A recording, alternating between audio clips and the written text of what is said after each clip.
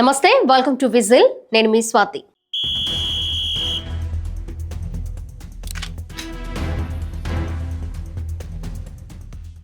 అమెరికాలో white house సమీపంలో జరిగిన కాల్పుల ఘటన తర్వాత అధ్యక్షుడు డొనాల్డ్ ట్రంప్ కీలక నిర్ణయం తీసుకున్నారు. 19 దేశాలకు చెందిన గ్రీన్ కార్డ్ హోల్డర్స్ మరోసారి సమీక్షించాలని ప్రకటించారు. ఈ ఘటనలో గాయపడిన మహిళా నేషనల్ గార్డ్ మరణించినట్లు ట్రంప్ ప్రకటించారు. ఇక మరోవైపు వీసాదారులను ఇమిగ్రేషన్ అధికారులు గ్రీన్ కార్డ్ ఇంటర్వ్యూల కోసం పిలిచి అదుపులోకి తీసుకుంటున్నట్లుగా మీడియాలో కథనాలు వెలువడ్డాయి. శ్వేత సౌధం సమీపంలో జరిగిన కాల్పుల్లో గాయపడిన మహిళా నేషనల్ గార్డ్ అయిన సారా బెక్స్ట్రోమ్ మరణించిందని అమెరికా అధ్యక్షుడు డొనాల్డ్ ట్రంప్ ప్రకటించారు. మరొకరు ప్రాణాల కోసం పోరాడుతున్నారని వెల్లడించారు. అతని పరిస్థితి విషమంగా ఉందని ఆందోళన వ్యక్తం చేశారు. అయితే ఈ కాల్పుల అనంతరం ఆఫ్ఘనిస్తాన్ కు చెందిన నిందితుణ్ణి భద్రతా దళాలు అదుపులోకి తీసుకున్నారు.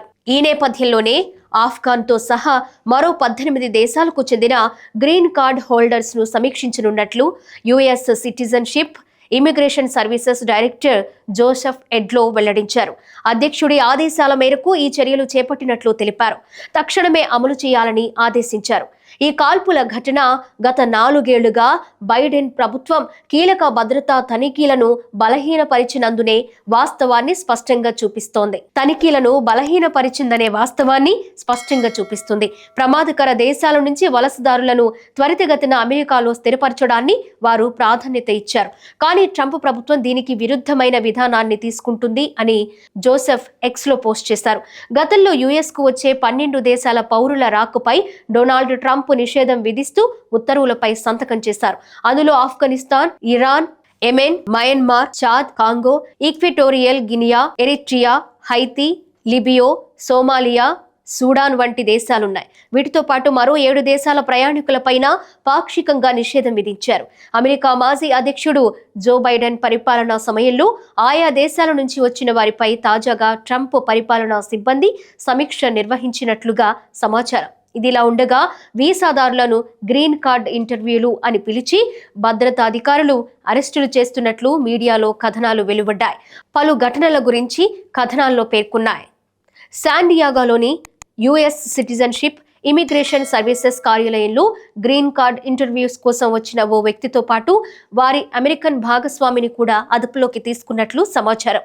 వీసా గడువు ముగిసినా కూడా ఇంకా దేశంలోనే ఉన్నారనే లక్ష్యంగా చేసుకుని ఈ అరెస్టులు జరుగుతున్నాయని ఇమిగ్రేషన్ న్యాయవాది సమన్ నర్సరీ పేర్కొన్నారు. ఐసీఈ, యుఎస్ సిఐఎస్లు ఒక విధానాన్ని అమలు చేస్తున్నాయని తెలిపారు. వీటి కార్యాలయాల్లో వీసా గడువు ముగిసిన వారిని అదుపులోకి తీసుకుంటున్నాయని చెప్పారు. గ్రీన్ కార్డ్ ఇంటర్వ్యూల కోసం అని పిలిచి ఐసీఈ అరెస్టులు చేస్తోందని అన్నారు. గత వారం ఇలాగే ఇంటర్వ్యూల కోసం వచ్చిన తమ 5 క్లయింట్లను అదుపులోకి తీసుకున్నట్లుగా పేర్కొన్నారు. వారికి ఎలాంటి నేర చరిత్ర లేదని, గతంలోనూ ఎలాంటి అరెస్టులు జరగలేదని స్పష్టం చేశారు. వీసా గడువు ముగిసిన తర్వాత కూడా వారు ఇంకా దేశంలోనే ఉన్నారనే కారణంతో ఈ అరెస్టులు చేశారని అన్నారు. వారంతా యుఎస్ పౌరులను వివాహం చేసుకున్న వారేనని వెల్లడించారు. ఇక మరో ఇమిగ్రేషన్ న్యాయవాది హబీబ్ హబ్సిని కూడా తన వద్దకు ఇలాంటి కేసులు చాలా వచ్చాయన్నారు. శాన్ డియాగోలోని యుఎస్సిఐసి కార్యాలయం నుంచి ఇలాంటి నిర్బంధ కేసులు వస్తున్నట్లు తెలిపారు. గ్రీన్ కార్డ్ ఇంటర్వ్యూల కోసం వెళ్లే అభ్యర్థులకు హబీబ్ సూచనలు జారీ చేశారు. అయితే అరెస్టులను ఐసీఈ సమర్థించుకుంటున్నట్లు తెలుస్తోంది.